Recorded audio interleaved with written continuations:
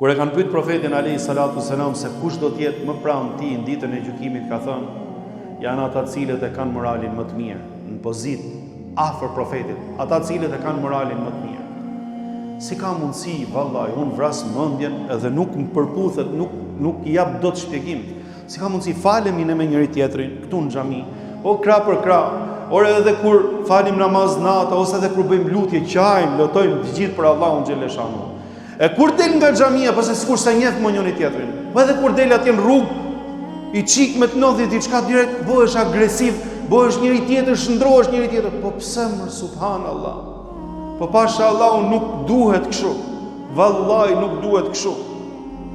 A keni vënë re neve nga i herë jemi edhe të padrejtë, jemi të pasinqert me veten tonë. Këtu në Shqipëri neve nga makina, nga xhami makinës i hudh plenat i hudh kështu. Kur deli jashtë shtetit, sa kalo kufirin, i matur ke makina, edhe do t'i hudhësh vetëm kur shkosh ke koshi plenave. Do i respektosh të gjitha normat e trafikut, të gjitha rregullat që janë aty në bashkësi, në komunitet, edhe do bëhesh si njeri i mirë. Kurse sa vje këtu pastaj i shkel të gjitha.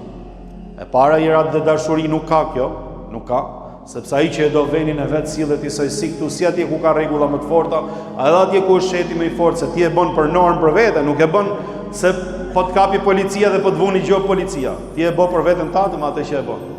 Dhe tjetra, kjo nuk është morali i besimtarëve, cilët e duan Allahun edhe e duan profetin alayhi salatu wassalam.